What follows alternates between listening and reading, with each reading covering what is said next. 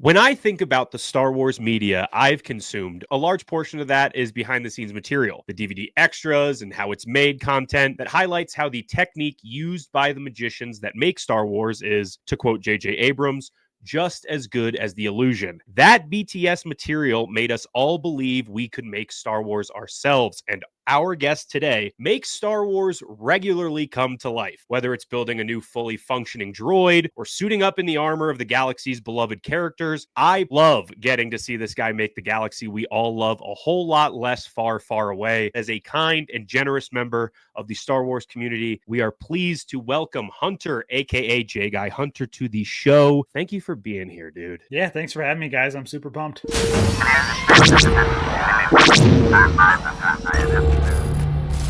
Always remember.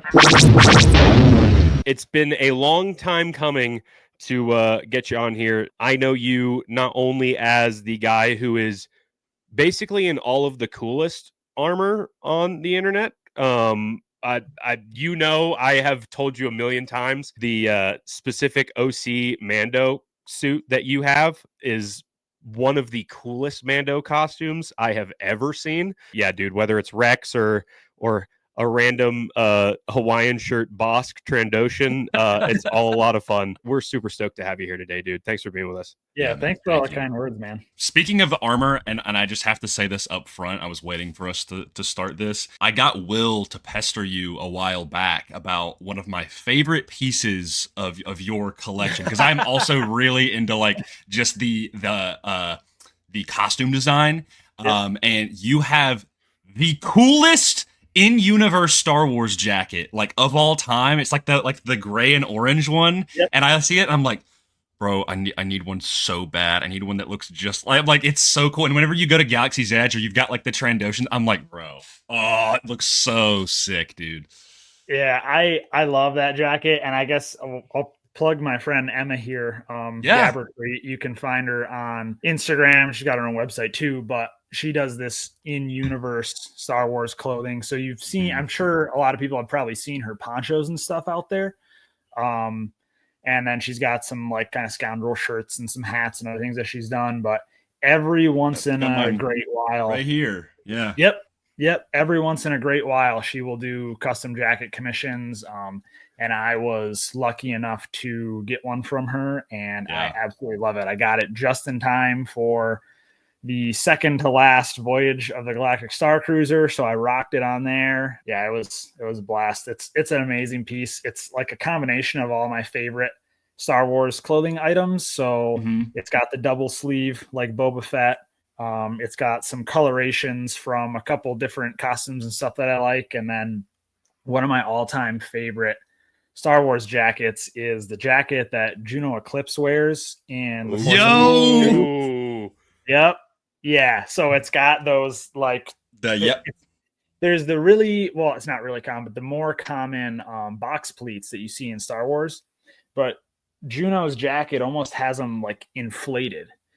So mine are actually filled with upholstery foam. Whenever I'm wearing that around my friends, everyone just like to squish my shoulder. But dude, that is such a deep cut. Like Will and I talk about all the time how much a sucker I am for like cool Star Wars jackets, obviously. And I prompted that. And yeah, Emma, I saw she did, because I asked her about it, and she doesn't do them as frequently anymore. But she did one of Mara Jade from Mysteries of the Sith, which was a huge like childhood game for me, and I'm a huge Mara fan. And I was like, it's just like straight out of the game. Like, so and plus like a deep cut, like the reference to Force Unleashed 2 with Juno's jacket. I immediately know what you're talking about. So like that is a super cool like integration of all of that. My kind of people.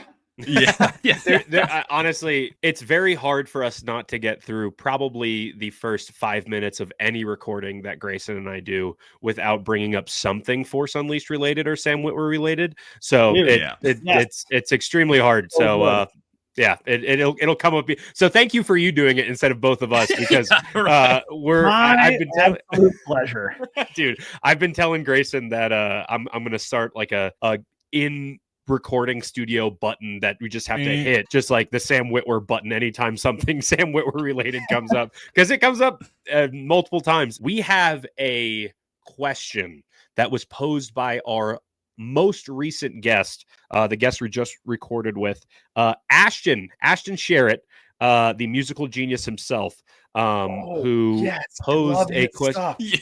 Yeah, that is the default answer that everyone gives when asked. Everybody goes, Ashton, because he is literally a real life wizard when it comes to the Sonic parts of Star Wars.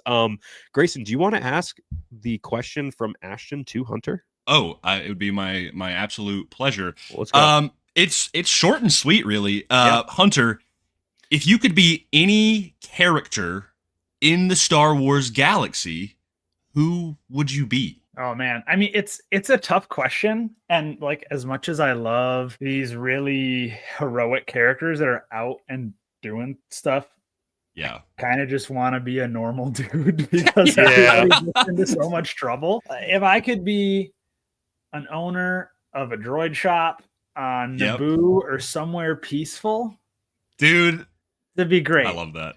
You know, peaceful as long as Luthen Rail's not anywhere near blowing up a bridge or two. Yeah. If I can pick my era, it's definitely not Rise of the Empire or anywhere. Of course, Revenge of the Sith. You are a big Galaxy's Edge fan as well, and like all the little like tidbits that are around there, especially like near the speeder and droid shop and stuff. So like considering the kind of stuff that you also are into, I could just like see the visual of like.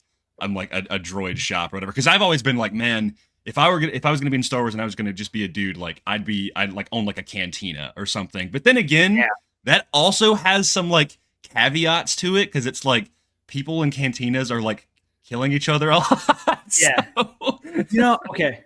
So maybe I'll turn this around, and it's kind of a question to you guys too. If you could hang out at one Star Wars bar, what would it be? Oh, because you were thinking of that. I was like, oh yeah, the cantina gets some real shady stuff going on in there. Yeah. But then guilty Star Wars pleasure for me, the episode of The Mandalorian in season 3 with Jack Black and Lizzo. Yeah.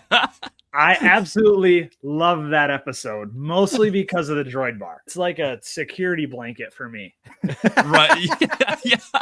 That was a visual representation of what it looks like inside your brain at all times. Yeah.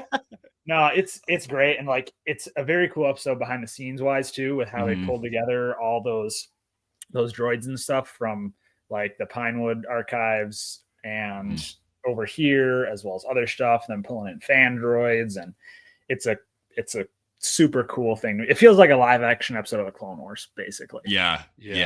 Dude, I just got mine. The easiest. I was deliberating, but because I'm not touching the Mos Eisley Cantina with a 10-foot pole, bro. That would be Pyloon Saloon in Jedi Survivor.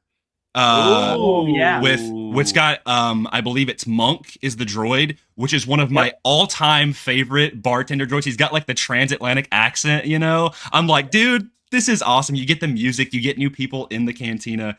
Easy choice for me. My answer may or may not be a cop-out, but it is the lobby from Lego Star Wars, that cantina specifically. That I want to make. I want to switch my pants and cape and my head and give myself a lightsaber. I want to walk around the outside and collect hidden studs.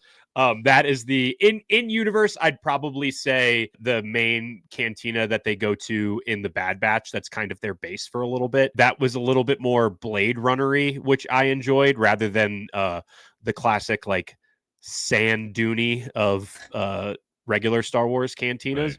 Right. But yeah, if I had the opportunity, I'm like, it's a Star Wars cantina. I'm going to the lobby of Lego Star Wars. I'm a little disappointed no one said Dexter's Diner. I thought that's what you were going to say when you said the lobby from Lego Star Wars. But do we count that as a bar? Yeah. There's a bar in there. Do they serve drinks or is it milkshakes? Because if I thought it was like that's true. That is true, which is on the menu at Galaxy's Edge. So yeah, I mean, there are a lot of bars on Tatooine, to be completely honest. Tatooine's kind of just one big dive bar, honestly. Yep. Yeah. Like, let's go down the street. Yep. Yeah. It's 5:00 somewhere in Tatooine at all times. There's the one that's in I don't remember what its former name was, but later on Freetown, the one that Mando goes to in season 2. Yeah. Which is also like Bro, like all the ones in Tatooine post Return of the Jedi are just like abandoned. Yeah. Yeah. The one in the premiere of Mando with like the circular doors, while it's a totally rough crowd, very cool visually. Hunter, it would not be an episode of Determined Focus if we did not rank something in Star Wars. There's going to be a little bit of that. There's going to be a little bit of ranking today. Grayson, I'm going to let you take the reins on this ranking. Cool. I will keep track just because I also kind of think I know where his head's at for this ranking, but I'm excited to see if I'm proven wrong. What we're doing, Hunter, is we're doing a droid blind ranking. Oh God. And we're doing this is a little special because there was some droids I wanted to put in there they're sprinkled all over the place. So typically we do 5. This time it'll be 6 droids. And we knew it would be really hard for you to leave some off, so we added a 6th spot. Thank you. Are you ready? Maybe.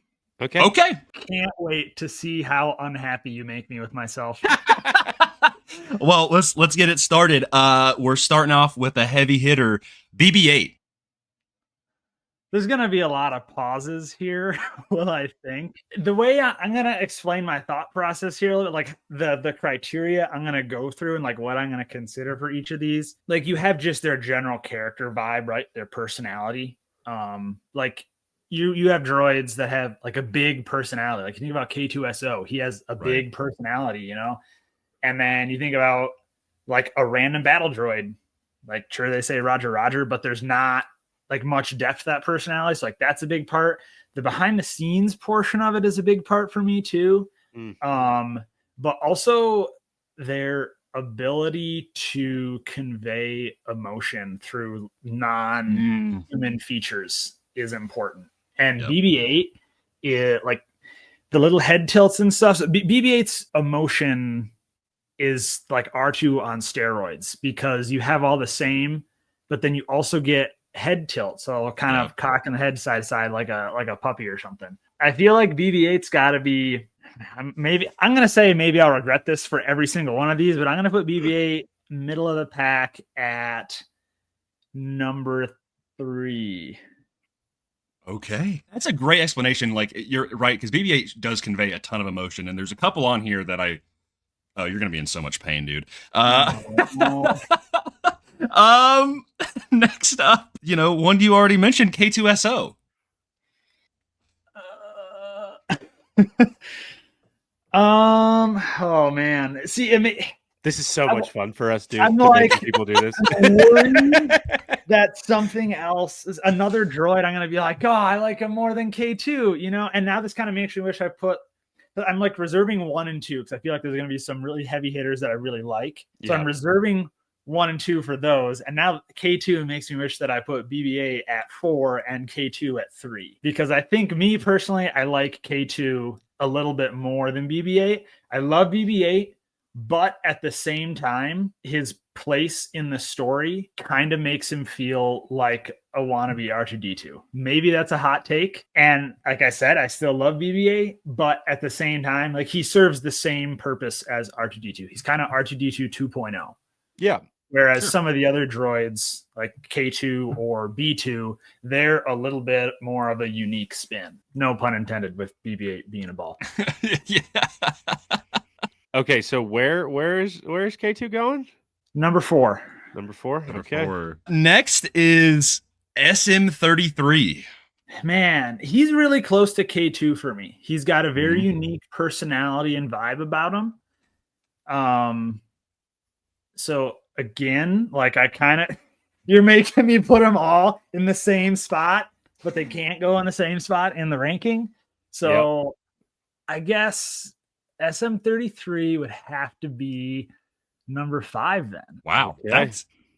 And correct me if I'm wrong. You're a pretty big Skeleton Crew fan, right? I am. I love Skeleton Crew because I get really jazzed about the glup shittos of Star Wars and the grungy underbelly of everything, and Skeleton Crew was a whole show of that, and I absolutely loved it. The world building in Skeleton Crew, they got it so right, and this isn't a dig at some of the other shows that have been coming out, and Andor is excluded from this because Andor, they crushed it just as much, if not more, this season. Yeah. But compared to like the most recent season of The Mandalorian or Ahsoka, I think that Skeleton Crew did a better job with the world building. That's kind of valid. Like, I guess you can make the argument for Ahsoka that, oh, they did a ton of world building. They added on another galaxy, but it's a different type. It's a different type, and a key aspect of the world building in Star Wars for me is like the depth you get in the setting that it's taking place. And Skeleton Crew is just layer after layer of grunginess and glupshidos and droids and all these motifs, and they did perfect with it in my mind. Skeleton Crew is incredibly jam-packed, especially, it's funny now that I think about it with Ahsoka. It's so many beautiful landscapes, but it really is, there's so much solitude when it comes to just those characters being in those landscapes. So like something like a sea toss, there's only, you've only got 5 people there for the entirety of the time that they're on sea toss, and you don't know of the other species. And even when they're in Peridia, like you get glimpses of other things like the howlers and things like that. But Noti, that's an extremely good point. It's also a different thing too. I kind of feel like with Ahsoka, it was, the whole point was like she was so separate mentally, so she wasn't really allowed around a lot of people, that it makes sense. But something like a Skeleton Crew. Also, we didn't say the pirate bar for when we were talking about cantinas from Skeleton Crew. I didn't even think of that. Darn it. With a crappy looking food that also looks like I want to eat it.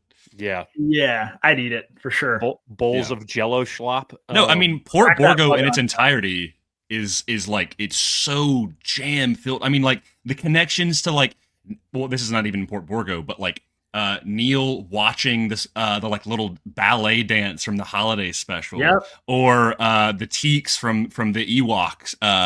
Shout out to Sam Witwer. Yeah, right. And so it's like those little like sprinkles, and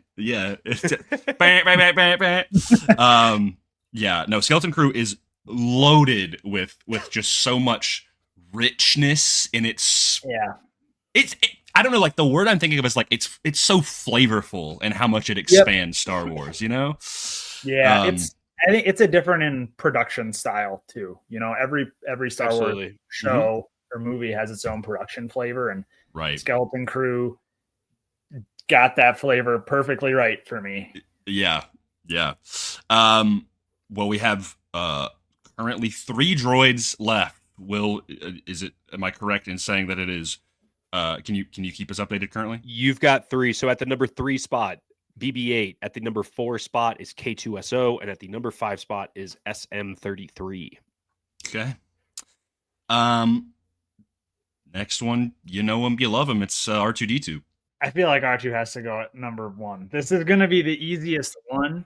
You can't separate R2 from the way any other droid is portrayed or acted or animated in Star Wars. I mean, he informs everything. The Ben Burtt developing R2's language it set the tone for every non-English or non-basic thing that we hear in Star Wars. I would argue has roots to how Ben Burtt developed R2's sounds, like him going through and him taking actual baby noises or him making the noises and then pitch shifting those and messing with them on the synth and stuff, and rooting these non-organic sounds to an organic component makes it so much easier for the audience to understand R2 as a character. Like, granted, Luke has that little computer in his X-Wing, but maybe this is just me because I'm a weird droid guy, but like watching Star Wars, you always have an idea, at least tonally, of what R2 is trying to communicate. 100%. And that has informed all the beeps and boops for any other droid that we've encountered in Star Wars. And I would argue that because Ben Burtt kind of had to start with that, it also informed the way that other sound design for non-organic, or for that matter, organic things too, have to be tied back to something real world. Like you look at Jabba speaking Huttese, which doesn't, well, I guess you get some of that in A New Hope with Greedo, but it's like a couple sentences, but you get a lot more of it in Return of the Jedi. Jabba speaking Huttese, which doesn't, well, I guess you get some of that in A New Hope with Greedo, but it's like a couple sentences, but you get a lot more of it in Return of the Jedi. It is very, very clear when he's working through that it's tied back to something. Like you can clearly tell it's words and stuff, just like you can tell how R2's beeps and boops are words and stuff. And again, the way he emotes and stuff using non-human shaped features to convey human emotions, like he set the bar. And you cannot beat that in my mind. And then obviously he's integral to the story as well. Yeah. Yeah. I mean, he is kind of the droid. And when you talk about like silhouettes of Star Wars, like you immediately know who that is, right? Yep. Like, and I would argue like he might even be in the top 5, you know, like when it comes to like Vader, Yoda, 3PO, or maybe not 3PO, but 3PO would work too. Like R2, like you put those up there and you're like, yeah, people know, right? And it's, yeah, like you said, it kind of comes back to like, even with the whole discussion of people kind of talking about like their favorite Star Wars movie. And some people will be like, A New Hope, like it hasn't aged very well or whatever, which I disagree with, by the way. But I'm like, but it's like that. You say I said that? No.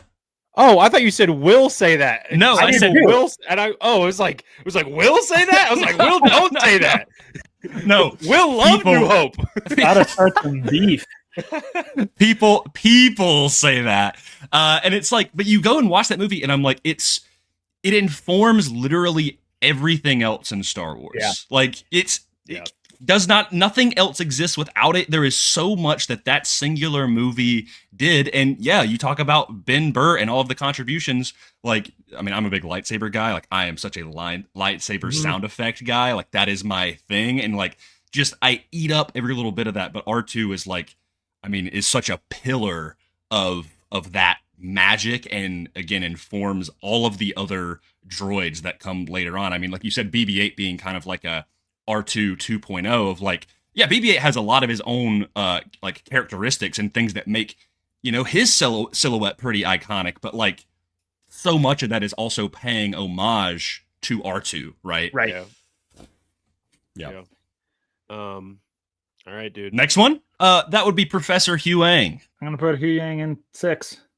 Whoa.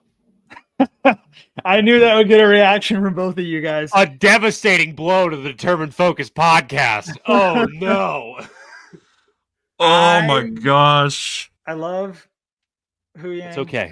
I love all the droids in Star Wars, but it's okay. To me, Huyang doesn't stand on his own as well as a lot of the other droids as far as a general Star Wars or sci-fi robot character. Like he works well, and his personality and everything centers around him interacting with other Jedi that are on screen. Yeah, I guess that does make sense. Like you could see from all of these characters, like them being out on their, like if the standard is like an episode of Clone Wars where it was just the spotlight was totally on them. I guess Huyang doesn't even have that. So yeah, I would love that. I would love a full Huyang show. Please give me that. I mean, I'd go nuts. Yeah, or just an episode or whatever. I think it'd be really interesting, and I'm sure it would change my view on him too, because I was just gonna say basically the same thing that you did. I don't think if you had a mini episode of a series or whatever, and it was just Huyang, I don't see him being as entertaining or being able to hold a narrative together just by himself. I would compare Huyang to another character on this list, like an SM-33. SM-33 is kind of the same thing because we have so little of him within Star Wars media. Yeah. Both Huyang and SM-33 are kind of set up with the idea that they've been around for a long time, and because you don't really see what they've been doing during that time, it does kind of hinder them in a ranking like that, where it's like, I mean, R2 is the face of the franchise when it comes to droids outside of 3PO. But same thing with BB-8. Same thing, honestly, right now, call it recency bias, but like I've always loved K2SO when it comes to just personality. He exudes personality. So yeah, no, I can see where you're coming from. No, that's not a ridiculous take either. It's just like, I'd like to see more of them, you know? Huyang, his job is lightsaber. Yeah. And that's the core of all his interactions and stuff. They have to do with that. And I think they could expand on him, but from what we've seen so far, his job is lightsaber. Everything he does has to do with that. That's what drives his interactions with characters. It's what drives any adventures he goes on. And you compared him to SM-33, and SM-33, he's a pirate. Yeah. And that inherently makes it leaves more room for your mind to wander and think about what SM-33 is seeing compared to Huyang. Like, you can think just as much about what he's seen. It's like all in the Jedi Temple. You know, it's all dealing with Jedi. I think you guys are going to think this is a really hot take, and I think this is probably a hot take in general. I'm not a big Jedi guy in general. Like, they're not up there for the types of characters I find the most interesting. That's not crazy. That's not crazy. Grayson just had a hemorrhage, but that is not not crazy. That's not. I was honestly, Luke Skywalker is my favorite character in all of Star Wars, but I think Luke kind of sits outside of all of that because obviously the time of the original trilogy, there was no Jedi Temple, and he was the only Jedi during that time. So, and where he is interacting is in bars and in places like Cloud City, and where we see him in the original trilogy, and all the adventures from the expanded universe and things like that before he has his own Jedi Temple. But like, I will say, growing up, that is not a wild take. As somebody who has Lego Boba Fett tattooed on my leg, that is not a wild take. No, honestly, like for me, it's a thing of like, I love so much of like the lore and that mythos. And with Huyang specifically, like, I think Ahsoka really like truly Huyang, like, I liked Huyang, but after Ahsoka, seeing his interactions with Sabine, and then of course Ahsoka herself, and then Ezra especially, and then his interaction with Jason and Hera in that episode as Ahsoka is in the War Between Worlds. Like, there was that one scene, and it was like so Batman coded, which love Batman, when he uses the lightsaber hilt designs from the recordings to figure out who Balin and Shin are. I was like, that's really creative. You're right. Arkham Knight. That was my favorite moment of Huyang, I think, really in anything that we've seen in Clone Wars and in Ahsoka. Yeah. Him, like, I like the Batman comparison. He's basically sitting there being Oracle or Alfred or whatever. Right. You know? Right. I mean, he is such a good, like, droids, like a good Star Wars story to me. I'm not going to say this because I feel like that's an extreme sentiment, but like, Star Wars stories are so much more elevated when you just have a good droid companion, you know? And so, like, it's just, it's such a core essence of it. And I think the fact I was like, oh man, Ahsoka's on her own, but she somehow has Huyang, right? Which Will and I talk about all the time, how I want to see that story. I want to see how she found him, where the hell he was at. But then, like, then you get the little teases of like, oh no, he knows how to fly the ship a little bit, right? Oh, also has all of these archives of like a long time ago in a galaxy far, far away, you know? And then also him just being like a rock'em sock'em, like he like pops out the arms. I was like a proxy for a training droid as well. Right. Like, I think my biggest thing with Huyang is, outside of just the rule of cool when it comes to him having been around for literally the entirety of the Jedi Order, I would like to see Huyang used more as a archival tool when it comes to somebody like a Luke or Ahsoka. I think for him, he gets the potential award when it comes to droids, because there isn't a lot that we know about him, and I feel like the more we learn about him, it's just going to be such a it's going to be a new layer peeled off for when it comes to the history of the timeline of Star Wars through Hu Yang's eyes. Like he's a perfect character for like a Tales series where he's explaining like Jedi from like thousands of years ago. He's like, yep, this is Jedi Master blah blah blah, and it's just a little highlight episode, but it's through Hu Yang's narrative. I think he would be perfect for that. Also, just last little like brief addendum, put him in the Dawn of the Jedi movie with James Mangold. Yep. Thanks. Yes. Turn him on. Somebody find him and turn him on, just like they did with 3PO and Phantom Menace, dude. We need to see him with all those wires. Okay. So Hunter doesn't even get to pick this last person. We just kind of get to tell him where number 2 landed. I'm scared. So your number 2 is BD1. Huh. I need to ask, have you played Fallen Order Survivor, or is that not your thing? I have played Fallen Order and I loved it. I have not played Survivor, which hurts me, but it's just because I'm kind of more of a retro game guy. I don't have the most current console that I have is the first Switch. I don't spend as much time as I would like to playing video games because I'd rather spend time out in the workshop doing stuff. Sure. And it kills me because I really, really wanted to play Survivor because I loved Fallen Order so much. And I did really, really love BD. I think he's awesome. And he has the emotive characteristics that I was talking about. He's got the tilts and the sways. Yep. And he's got a really good utility purpose. So he serves a important spot in Cal's adventures. Yeah, I think it's a very well executed, unique design. So I think it's fair.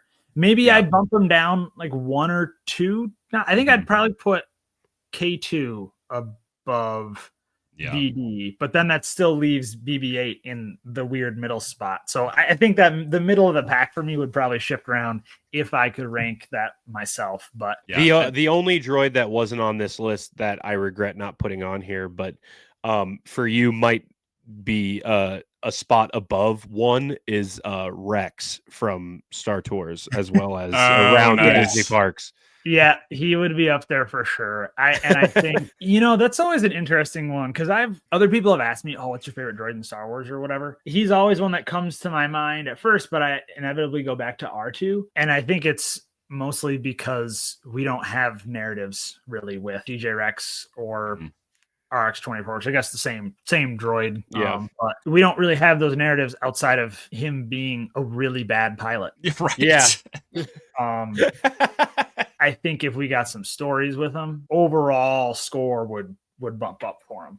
But as far as design wise, I freaking love its peak. Rex. Whenever that model of droid pops up, like whether it's Mando or I've been following you for a long time, whenever it's like Mando or like Skeleton Crew or any, whenever they pop up, I'm like, oh, Hunter loved that. And it's so exciting. I get so jazzed about it every time. Yeah, I love lore of Galaxy's Edge. I sink my teeth into that stuff, and especially because they've put it in so many extraneous stories beyond the current timeline that it's in between 8 and 9. So I truly don't know. I'm like, when does Rex in the timeline get integrated in the cantina? I don't know. I think it's really tough to tell because the Star Tours timeline is so messy. Yeah, Star Tours is like Lego Star Wars, where it's like, here's the Cantina hub, and they're all in here. Have fun, you'll go from Kashyyyk in the Clone Wars or something, and then hop, and it's then there's Cassian being like, I need you to deliver this message, and then it's and then you're on CTOS, and you're like, okay, so, and that's the fun, that's the appeal of it, right? Yeah. While we're on the topic of droids, this is a good segue into our next question. Yeah. Do you have a favorite new edition droid from recent Star Wars media? Let's say since Mando. Hands down, it's B2 Emo. Whoa. Really? Yeah. I talked about how it's really remarkable when you watch R2 or you pilot a droid around a con or whatever, or really it's puppeteering. People call it piloting or driving, but it is puppeteering. And the amount of motion that you can get out of what is basically a glorified remote control car with one more motor to turn the head is insane. And then you get BB-8, who is a step from that, because you get the head tilt and pitch as well as the yaw. And then B2, in my mind, is even the further evolution of that.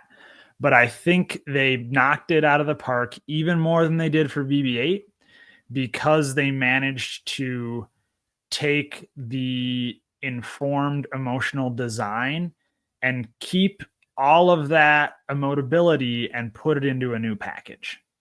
B2, he has an ungodly number of servos. As someone who's looked into building him and like seen the guts of other builders who have built B2, he has an ungodly number of servos in him. So he has what's called a mecanum drive in his feet, so he can coast in any direction. He had he's like 4 feet. All of those feet can move up and down independently. They can all do tippy toes independently.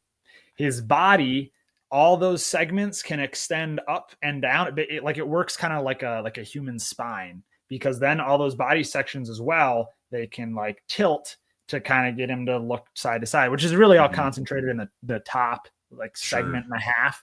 Yeah. But he still gets the ability to have like a neck, basically, more than R2 does. The amount of emotion that you can, like, he's B2 emo. Like, I know Tony Gilroy said he's named after his son's dog, which is named after emo, presumably from Adventure Time. In my mind, like, that is the most fitting name for him because of the amount of emotion that you get out of that droid. Not just because he has sad boy hours. Yeah. In that junkyard with Cassian, but he can move and is puppeteered in such a way that there is just as much life in B2 as there is in any creature, even though he is a non-living character. I'm curious because I just thought of something in the same vein that B2 emo is, because truly, like, that, all that stuff I never paid attention to. Chopper is a droid that also they kind of add a couple bells and whistles on top of, like, because R2 doesn't, like, he only has the turn. And then, I mean, he's got like the pendulum motion on his 2 arms, but he doesn't really have much beyond that. Sometimes he pops stuff out. Whereas Chopper has also kind of the, I'm going to call it the accordion movement, if you will, where it can tilt it side to side, and then he's got the arms and stuff. Unlike the hierarchy of like mobility for droids, right? And that, like you said, that emotion. Where does Chopper rank? I would probably put, for me personally, I would put Chopper probably on the same plane as BB-8. Okay. But if you think about it in terms of a genealogy, like a family tree, right? I think you get, so there's R2 as the base of the tree, and then one branch goes to Chopper and one branch goes to BB-8, and then that BB-8 branch is what continues on to B2. I think Chopper is a great example of what we were talking about earlier with having the ability to speak without actually speaking. Yep. And Chopper is 100% voice when it comes to him as a character. Yeah. And it's just beeps and boops. But you know what he is saying, to the point where, like, it's fun as you get older, going back and watching Star Wars Rebels, of like, oh my God, did Chopper really say that? Like, is he swearing? Like this is a children's show, Chopper. I swear in Ahsoka, when he's on the outside, I think he's on the outside of the Phantom. I swear to you, Chopper dropped the F-bomb. Yep. Yeah. You're like, wait a second. Yep. Wait, yeah. Because whenever I would first listen to Chopper, I'm like, oh, he just sounded like a grumpy, like, rah, rah, whatever. But then you like listen back and you're like, oh, that is like, he is 100% speaking. Yep. which is awesome.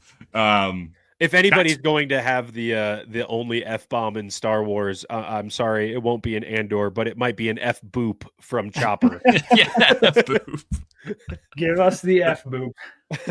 That's awesome. We've been talking about droids a lot. You have the incredible ability to see something on screen and then make it come to life. What kind of drew you into just the creature set, props, droids? What kind of drew you into that? Ever since seeing Star Wars, the character that I latched onto most immediately was R2. The first Star Wars toys that I bought so first time I saw Star Wars, I got into Star Wars because I had seen the trailers for Revenge of the Sith on TV when I was a kid, and like begged my parents to let me go see it. I was at the age where a lot of kids my age were seeing Star Wars in theaters, but my mom was like, he's not 13 yet. He's not going to go see a PG-13 movie.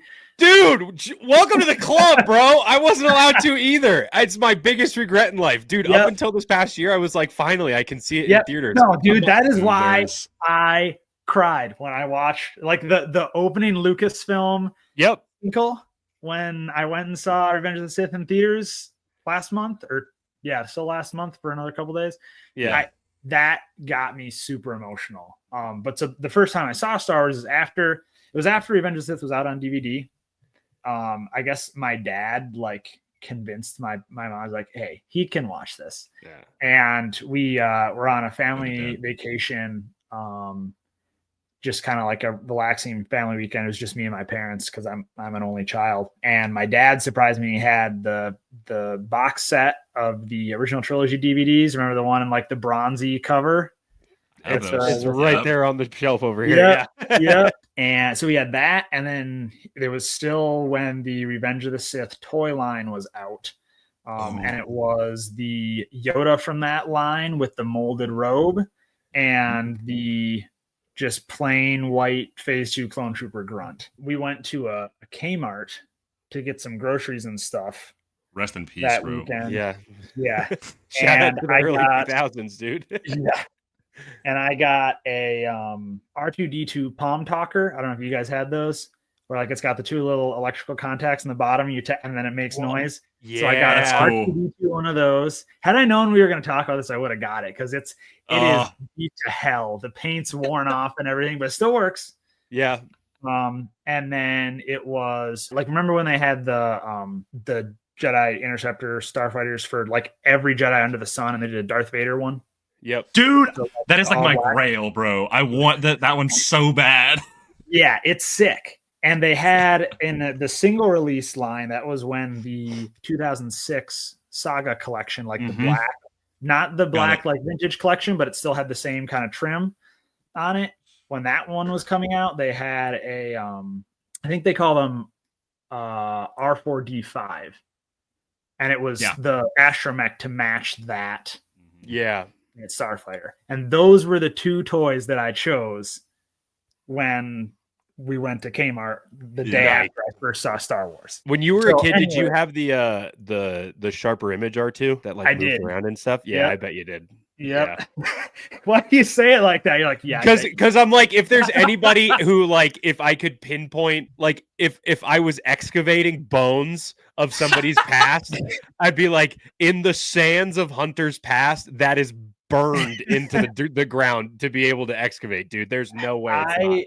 I wish that I had a cooler setup with my collection in the background for podcasting, because I have far too many Star Wars toys. Well, your shop is insane, dude. Like anytime I see you in the actual shop, I'm like, it looks like you're just at ILM. Yeah, awesome. I wish, man. Yeah, it's getting fuller and fuller. It looks really. Anytime I'm like, if it's like a reel or something, I'll pause really quick and I'm like looking in the background to see what's behind you and stuff. It's awesome. I got to do another shop tour video soon, because it's been so messy because I had parts of a bunch of different droids and costumes strewn everywhere, and I'm cleaning it out right now because we're gonna have a bunch of people over for a build day. So like actual, like you can see the top of the workbench and stuff is organized, and so I need to take another like walkthrough video. If I don't end up posting it, I'll just send it to you guys. You can take a look. But I want to see it, dude. This is kind of Star Wars adjacent, but were you a big Mythbusters kid? Massive Mythbusters kid. Yeah, dude.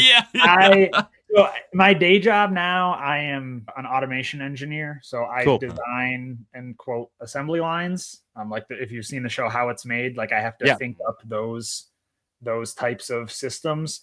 So for whatever reason, the engineering dial in my brain has always been cranked up, and that's probably why I clung to droids initially. But I guess we got really sidetracked from like just talking about my my like past. Well, how I got into I'm making... thinking of like the main pillars of like I'm a huge BTS guy when it comes to stuff. Yeah. Like I always say that when it comes to the movies, the behind the scenes, whether it's like from the making of Jedi stuff or like Yes, behind dude. like DVD extras or any of that stuff, I burned out those discs and VHS tapes just as much as I did the actual films. So thinking back, I'm like, I'm sure, because we're like all within 2 years of each other age wise. I'm like, I'm sure all of this stuff that like I loved, like BTS wise, Hunter probably like walked into. So yeah, that's awesome. Yeah, man, that's my jam for sure. I loved all that kind of stuff. And when I was younger, my dad and I would make a lot of my Halloween costumes.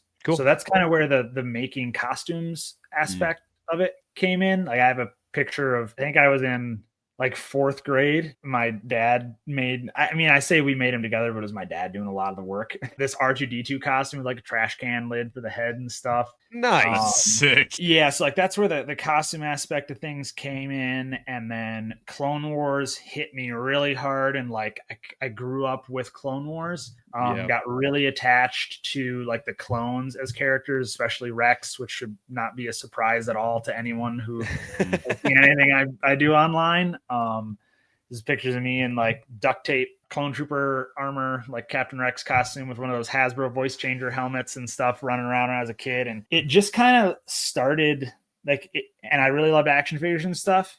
And I just kind of kept wanting bigger and bigger action figures. And there was also this desire for accuracy. Like I really loved wearing that, like the duct tape clone trooper armor that I made. But I'm like, it doesn't look like it does in the movies. This isn't good enough. It kept driving me down that path more and more. I don't really know exactly what kind of keyed me into the fact that there was a prop building community that existed. I did run into the 501st when I was little at our minor league baseball games around here. Adam Savage is tested. This was back like way, way, way long time ago. They did a video on Han's DL44, and that's what keyed me into the RPF existing, the replica prop forum. And that was a rabbit hole that I just absolutely drowned in because it's the most minute detail about like how you build and replicate these things. And it's like, cause I like art and stuff a lot too. So it was a combination of being extra nerdy and engineering and art all together. And then I would say, so there's like 2 pivotal moments in my Star Wars history. One is Star Wars Weekends in 2010. I was there for that in that duct tape outfit. And like me getting a picture standing next to the real Captain Rex was life altering. 2 years later, I was fortunate enough to go to Celebration 6 in Orlando in 2012. That was like a very, very eye-opening thing to me that, hey, there's a lot of other people that are super, super into Star Wars, and there's a community where it's not weird. I mean, when I was in school, there's times I stayed into Star Wars after everyone else moved on to whatever the current blockbuster was or whatever video game was new or that kind of thing. Like I just stuck with Star Wars. And there was times where like kids made fun of me for that or whatever. I'm sure a lot of us that like Star Wars as much as we do probably had similar experiences. That's when I got to really know more about what the 501st was and the fact that it was people who like make these costumes. It's not like they didn't buy them somewhere. They weren't buying a Ruby's Supreme Edition TK. Yeah, so I went to some panels hosted by the 501st guys there. I remember there was one called Costuming the Clone Wars,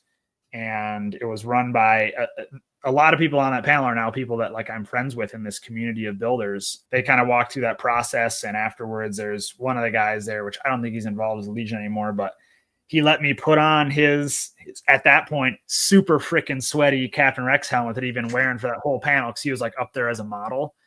But at that point, that was sealed deal. Like I had to do this. So from that point on, like I saved up and ended up buying a helmet cast after a lot of chores to save up money. When I was 13, I finished my first helmet, which was a phase 2 animated Captain Rex. At that point, like, I set my sights on wanting to join the Legion when I was old enough, because you have to be 18 to join. And my goal was always to get a Captain Rex costume. The clones are not the easiest costume. Skill wise, there's a lot more that goes into them than what goes into a Stormtrooper.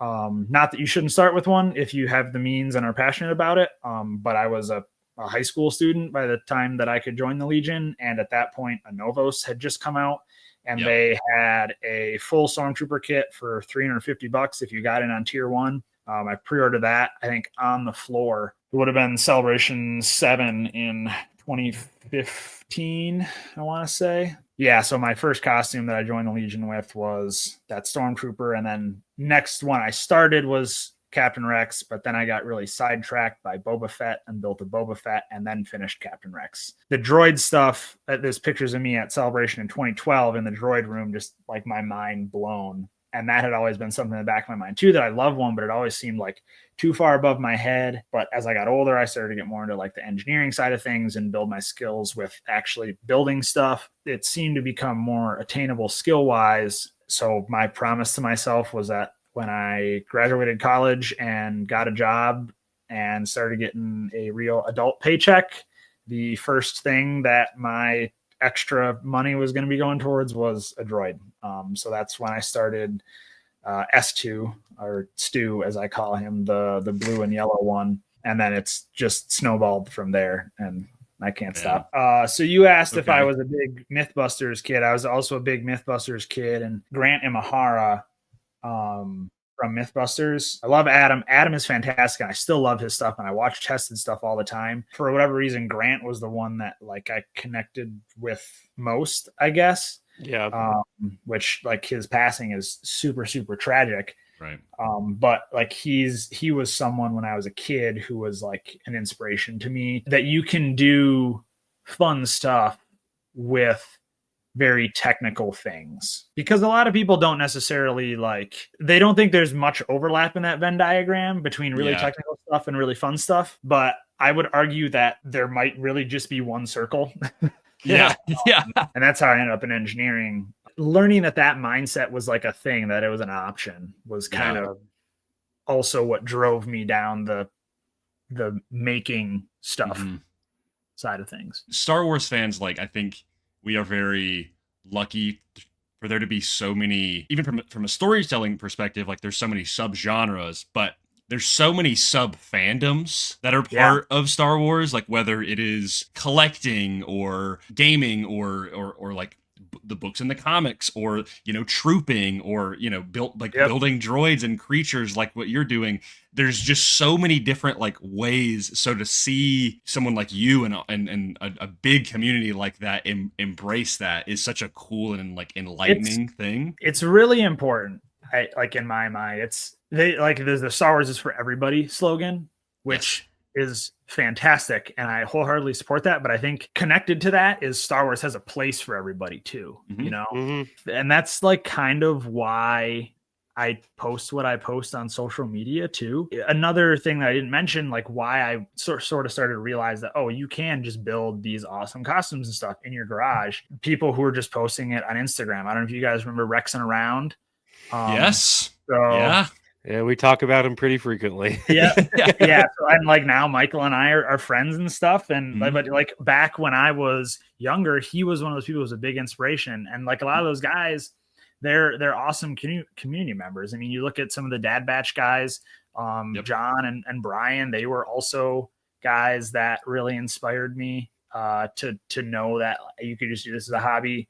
And that's part of the reason that I try and post what I do, and not try and do it to be hey, look at this cool thing, give me your attention. I want to encourage people to keep this community going, because it only enriches the fandom and the fandom experience for those who participate in it.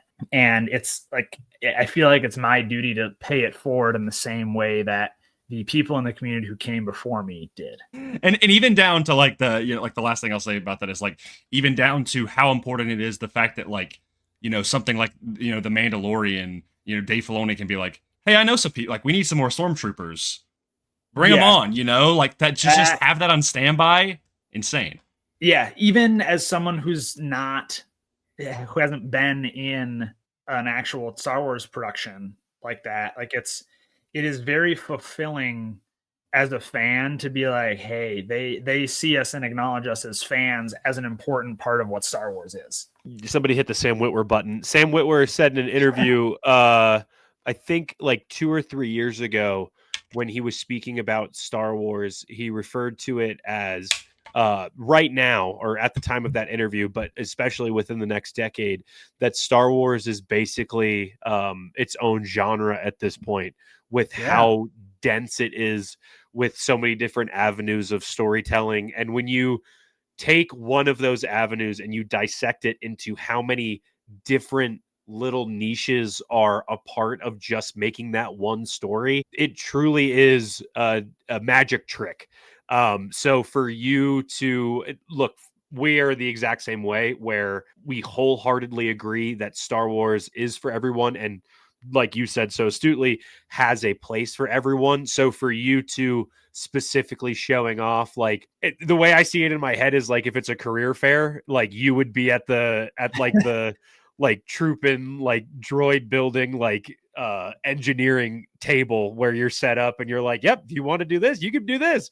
And it just walking around, or you could be a just one guy yapping with one more guy yapping with a podcast, or like, oh, you could be a lightsaber guy. Like there's so many different avenues for you to be so passionate about that field is extremely cool. Hunter, what we are going to do is a top 5 ships draft. However, this is going to be strictly prequels era, so prior to Order 66. There are very few that I would pick outside of that era anyway, so okay. Perfect. Gotcha. We're in his wheelhouse. So because we are nice podcast hosts and you are our guest, you are going to have first pick in this draft. Grayson and I are going to flip a coin to decide who goes next. All right. I'm going tails. Tales of the Archives. Heads. Dang it. So I'm going third.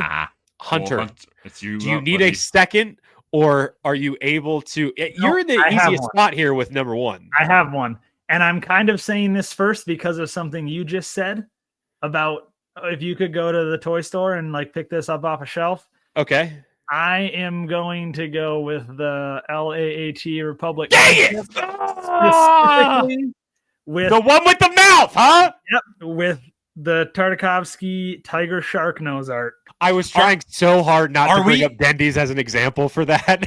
Are we allowing, like, okay, for example, just so we can clear the air, there is a variant of the LAAT that is like that drops the ATTE. Are we allowing variants of ships or different color palettes of ships? Yes.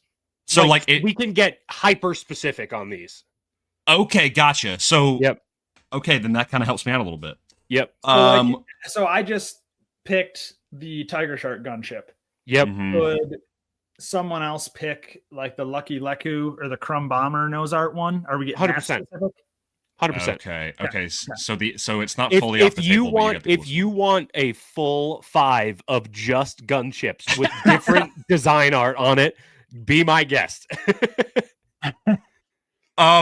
Okay. This is kind of tough. I'm gonna have to go for my gut instinct. Despite I want to choose this other one, I'm going for Anakin's Actus class Jedi Interceptor, the yellow one. And it's annoying because I have currently had to cross off 2 that were on my 5 that I prepped for this. Hey, you get the next 2. It's okay because I am going to go with specifically the ARC 170 with the face on it. I was going to pick that one too. That would be my number 1 just because it has that face paint of like that decal style is singed into my brain chemistry. My number 2 might be a little unexpected. I'm going with the Nubian from Phantom Menace, the all chrome J type. Oh. So specifically the Phantom Menace version where it's like it looks a little where it's weird shaped. Yeah. Specifically that one. I think that ship is so sick, and cool. like specifically due to its design being it's like somebody watched the behind the scenes of how they made it look like the land speeder in A New Hope was floating, of all the chrome mirrors on the bottom, and they were like, what if a whole ship just looked like that? And it's awesome. So yeah, that's going to be my number 2. All right, both of my next pick is also above my shoulder, but you can't quite see it. Got this last weekend. My number 2 will be Darth Maul's Sith Infiltrator, the Scimitar. Yeah, I kind of figured that was coming. You're next, Hunter. What's up? So I get 2 now, right? Yes, sir. Yeah. So first pick out of these 2 is going to be Django's Slave 1.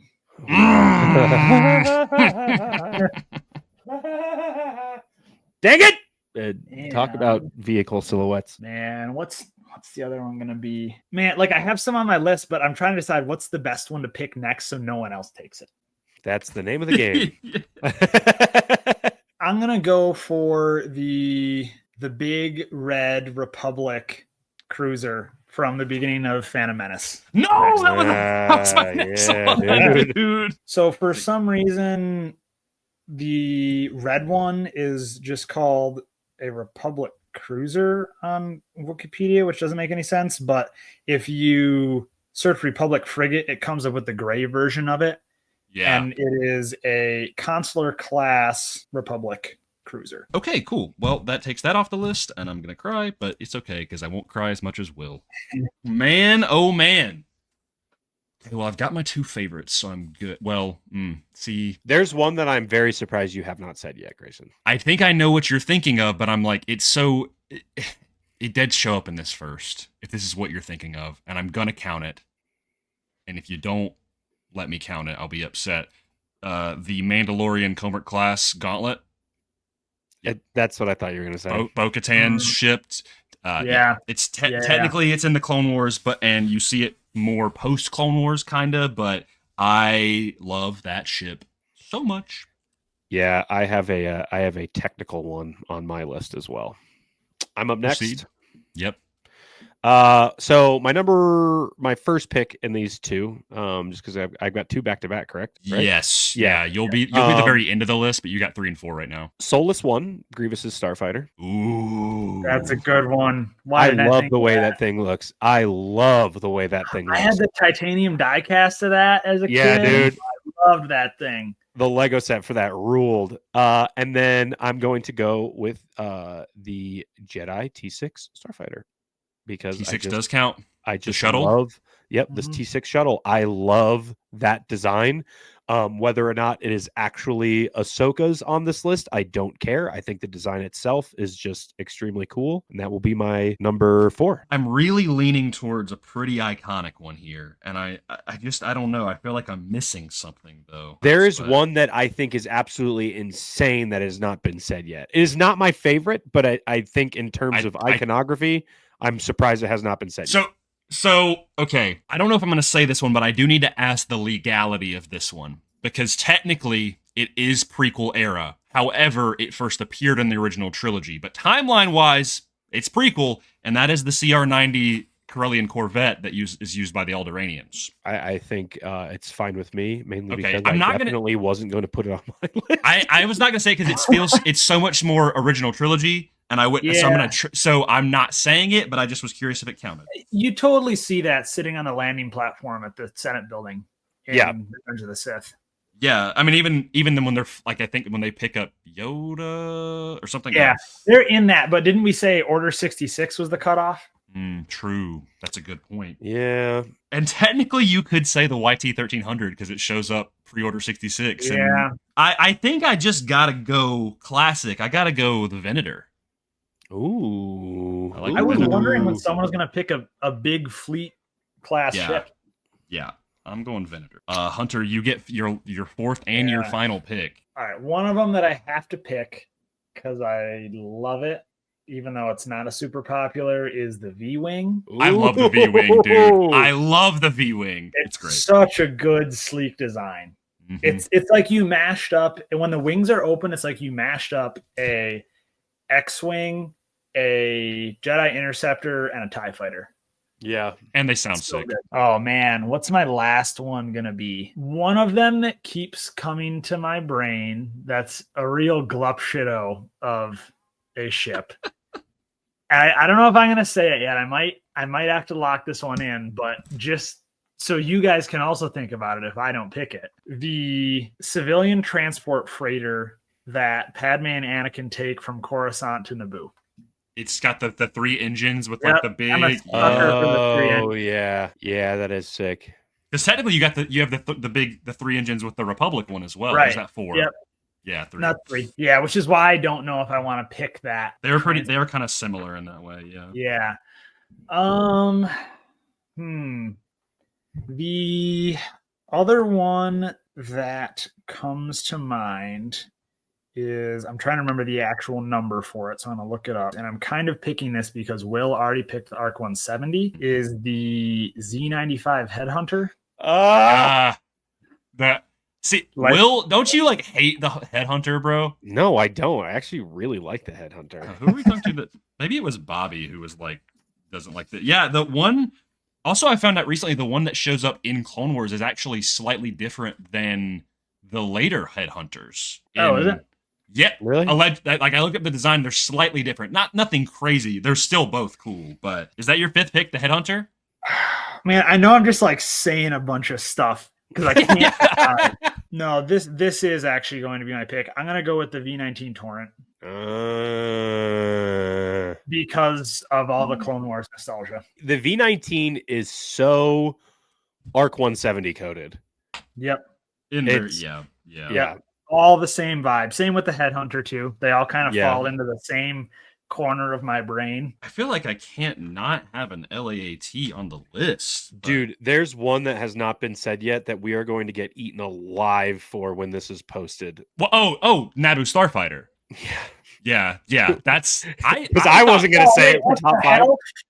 You said the Nubian earlier, and I was like, oh, I'm gonna say the N1 because no one said that yet, and I don't know why it just left my brain. Man. It's weird. Like I like the N1, but it's like a little mini tangent here. I kind of have some retroactive beef with the N1 because listen, they nerfed my boy Din, bro. I like the Razor Crest more. I do too. Okay, good. We're on the same page. Yeah. It's cool. I love his N1 as a concept, but it just doesn't feel like an adequate replacement for the Razor Quest functionality wise. I agree. Yeah. If the N1 was like how the Phantom is to the Ghost, and it was just something he could like kind of run around in every once in a while to be like, oh, I got to speed out and do something cool. Like that would be awesome if he still had the Razor Crest. But just like you said, functionality wise, where are you putting somebody in Carbonite if you're in that N1? Mm-hmm. Just strap him to the back. just a rope like somebody a just married car with cans on the back, just flopping it behind the car, coming down low, scooting across the planet, and you're just dragging your bounty. That's literally the Star Wars equivalent of dragging someone by horseback, but it's just dragging them in. Oh my god! Are we gonna have an honorable mentions segment? We can. We sure can. I think I'm going to go for an LAAT variant. I'm just trying to decide, honestly. Okay, I have a toy of one, and it is in Clone Wars. Hunter, you will probably know the specific name, but it's the one that has the nose art of the Kowakian monkey lizard with, like, the bombs. Yeah, dude. Yeah, okay, that's what I'm going to go for. Toys R Us exclusive. Yo, I didn't know Santa got me a Toys R Us exclusive. How do you do that? Yeah, I'm gonna go with that because I have that toy and I love that. Whenever you throw like a classic World War II homage nose art on a ship, so like the teeth is perfect, I'm gonna go for that. I did that. I mean this helmet that I did like checks all the boxes of this conversation. I did a Phase 2 Clone Trooper helmet and had the tiger shark art on it. And then I did multiple spots of all the different Clone Wars nose art. I have to go get my final pick, and I am so stoked that nobody said it. So in the same vein as Anakin's Starfighter, okay? The one that I played with just as much that I think is extremely cool. Oh, Anakin's from Gendy's. The Azure Angel, bro. Yeah, the Azure Angel.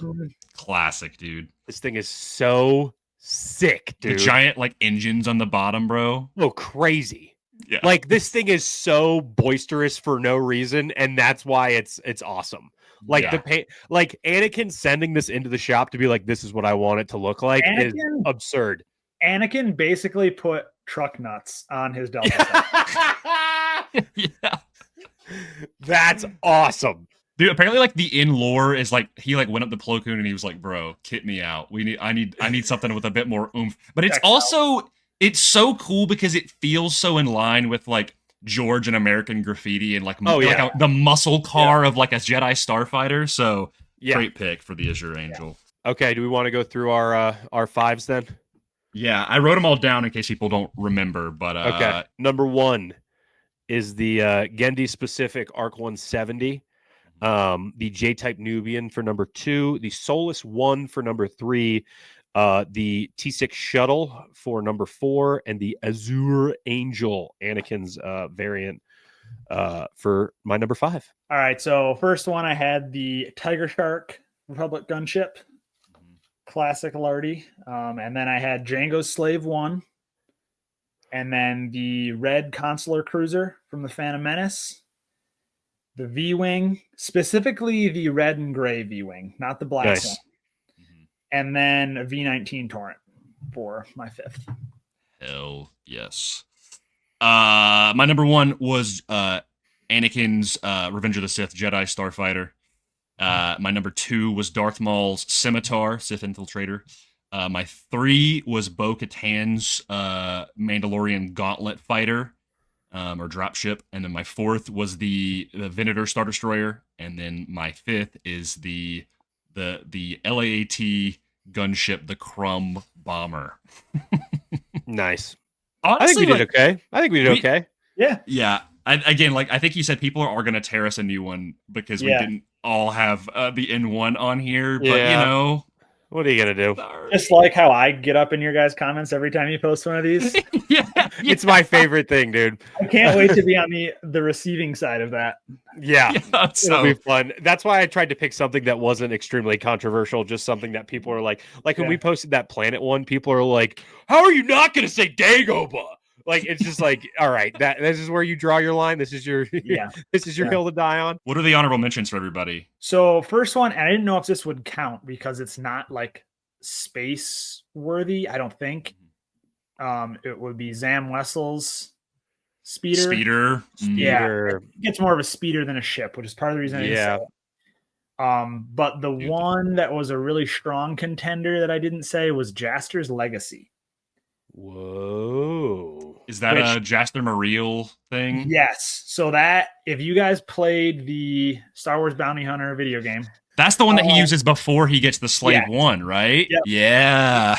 And it has like similar 2 big engines on the side hanging off. And it's pretty sick. Yeah, it's sick. Honorable mentions for me. I mean, well, I don't want to say anything that y'all have already said.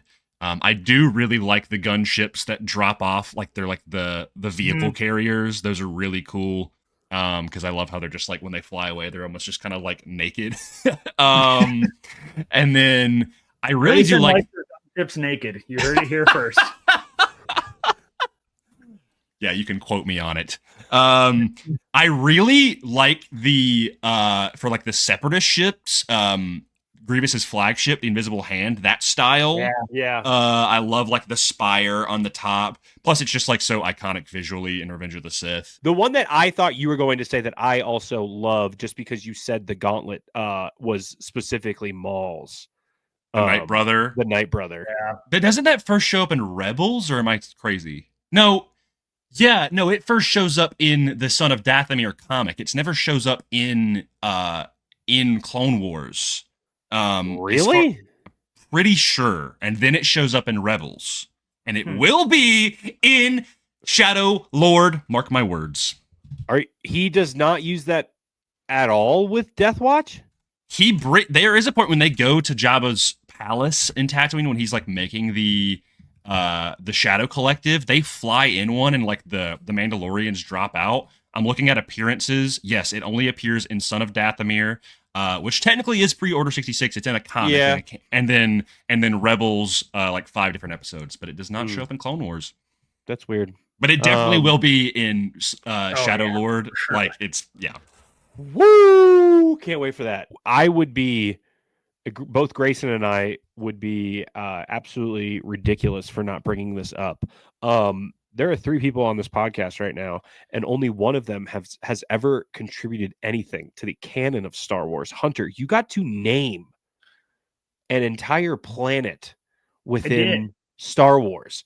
Can you just kind of give us the rundown on how you got to cosplay as Pablo Hidalgo real quick on how you did that? Yeah, so this was at Dragon Con 2023. Claudia Gray, the author of Into the Light, which now I know is Into the Light, the last book. I think it's the last book in the High Republic. it's the last YA book. Yeah.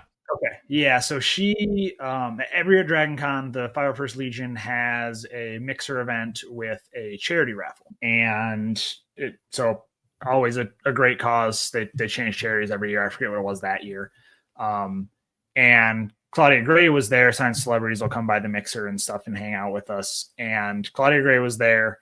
And as a prize in the raffle, she said, you can name a planet in this book that I'm currently writing. That is absurd. Yeah. That's like crazy. what a prize. Also, like the approvals process of making that a prize was probably crazy. Well, I think she just showed up and was like, I'm going to do this and figure out the logistics later. Cause she got there, like, cause all the prizes were sitting up on this table. Right. So she just asked like, hey, do you have an extra like piece of paper or something? They didn't have a piece of paper. So like cause when you sign up for the mixer, you get like a patch with it and then 5 raffle tickets. They put in a little one of those yellow envelopes. No one had paper. Someone had a Sharpie and she took an empty one of those envelopes and just wrote on it, you get to name a planet in my book, and then put it up on that table. So when I emailed her assistant afterwards to be like, hey, I won this, she had me send over a list of like 3 to 5 names that she could then pick from and narrow down. And I didn't know what they were until the book released. I did check in with Claudia at one point. She was at a con that I was at. I stopped by her booth, said, hey, I don't know if you remember me. I was the person who won that prize in the raffle. Do you know like when the book is coming out or what book it's going to be? And that's when she told me it was Into the Light and it was going to be the last young adult novel for High Republic. And at that point, she told me that not only did I get to name a planet, but I got to name a planet and one of its moons. Yo, dude. So she liked some of my names enough that she picked 2 of them, which was pretty cool. Awesome. So you sent like a whole list of a couple different names and then she took 2 of them? Yep. So that's insane. That's so cool, dude. So the 2 names were Komesh, Komesh, which is just a anagram of H smoke. So my name. Yeah. My last name is Smoke. And then the other one is, I haven't really decided how you should pronounce it. I guess it's me, but I would say it'd be Inad. Determined Focus exclusive, dude. I guess when I say it in my head, I would say Inad. So it's INAD, which is a family name just mixed up as well. Yes, I just looked it up, and it is, from what I can find in Into the Light, it says Enad Komesh was the moon of the planet Enad.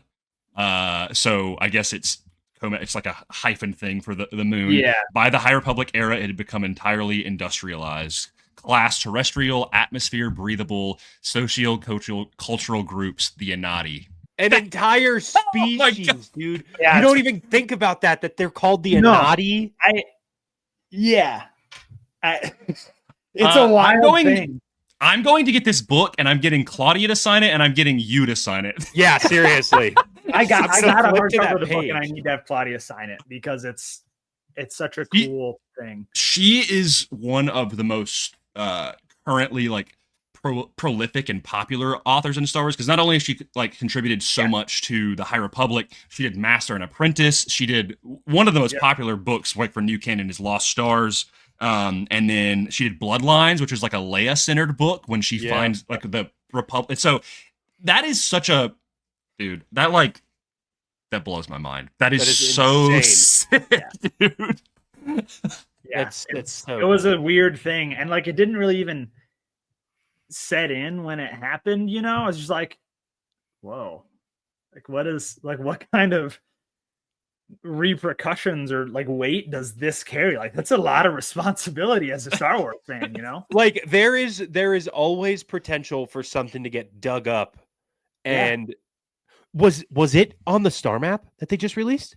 That's what I'm trying to figure out. Is I'm like, they just updated the new star map on the website, and I'm curious if it doesn't say what sector or what rim it's in. Unfortunately, I'm curious if I'm gonna look into this, and I'm gonna see if I can find it the map. Maybe and they're constantly updating it. That is like so imagine cool. In like Skeleton Crew season 2, they just stop off for like a weird quest episode on Inad, like I would pass or away. Pomesh. Yeah, like I would pass away. That'd just be absurd. Yeah.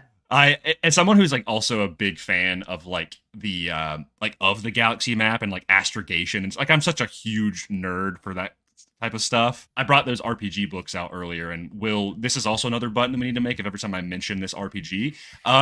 But I'm including that in a campaign at some point. That's going to happen. That it has a listed species is what is crazy, because a species can be in anything, even if the planet doesn't show up. Yeah, the ripple effect could be nuts. Yeah. So. Yep. It also has forests and a coastline. They better have droids too. See, the thing is like, so I'll read a little bit more. Sorry for my dog barking. Enod was a planet located in the galaxy. It was orbited by the moon Enod Komesh. The Enadi chose to keep the planet free of industry, which was established instead on Enad Komesh. So you can bet your ass that there's a ton of droids on the moon. There you go. Good. Yeah. Making me proud. My people making me proud. Hunter, we've been yapping about Star Wars for almost 2 hours now. We have 2 final questions for you. The first question is for our next guest. Without knowing who they are, what they do, how they celebrate their Star Wars fandom, what would you like to ask that guest? I guess I got to stick with the droid theme here. Yeah.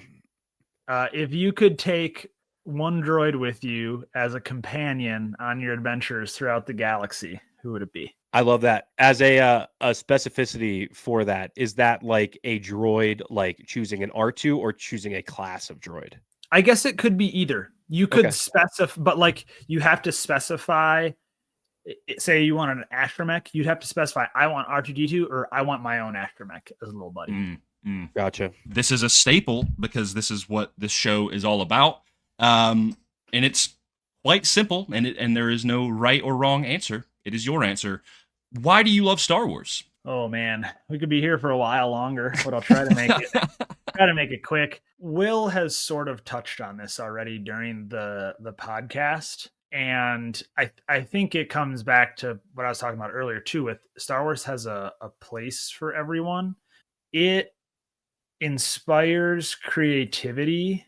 Not just in the in-universe sense, but for me, watching like Light and Magic, I get so fired up to be like, I can do anything right now. There's something that no one's done before. I can figure it out. Like that's the feeling that Light and Magic gives to me. And maybe this is a cheesy way to say it, but like Star Wars gives your soul a little bit of that light and magic to inspire you, and whether that be through like the morality and mythology in these stories to inspire you in that way, or through like a creative outlet as well. I love that. The J.J. Abrams quote that I read for your intro of the technique is just as good as the illusion is from him in the first like 2 minutes of his little speech in Light and Magic episode 1 of season 1. Oh, so nice. Yeah, that's I ripped that from there because I was watching it over the last couple of days. My wife's out of town, so I've been just throwing on those episodes as I do stuff around the house, of just like having that on in the background, just like literally any other Star Wars thing that I have on at all times when on the TV. Dude, I say this for every guest. And anytime I ask somebody that question, or we ask somebody that question, there is no wrong answer to that question, but that is 100% the right answer. When it comes to that question. Dude, thank you so much for taking the time to be out here. I know we agreed for 90 minutes. We probably could have gone longer, but I don't want to hold you from your you're probably going to go build a Venator class spaceship in your garage or something. I got droids calling my name in the garage. Yeah. I'm probably going to eat some dinner, and then I gotta work on his arms. He doesn't have any arms right now. Dude, thank you so much for what you do for the Star Wars community, and how you celebrate your fandom. It's truly awesome. And as a fan of that, it's the best to see whenever Hunter posts and I'm like, ooh, what did Hunter do today? It's a blast. So truly, thank you for taking the time and being on with us, brother. Yeah, thank you guys. This was a blast. If you haven't already, like this video, subscribe. Thank you so much for viewing this. Go subscribe, follow Hunter. Hunter, it's J-Guy Hunter everywhere, correct? Yep. Okay, cool. And you do have a YouTube channel. I do. I don't post nearly as much as I would like to on. I really, really want to get into long form videos and stuff. Because as we've just seen, because we've talked for 2 hours, I can yap about Star Wars. Yeah. But I just I don't have time to edit, man. Absolutely.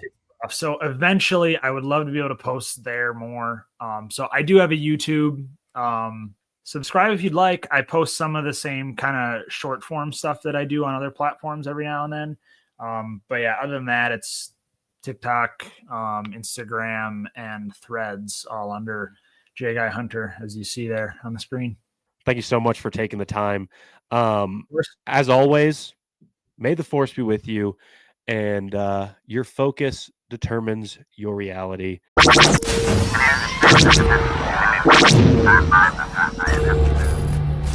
Always remember,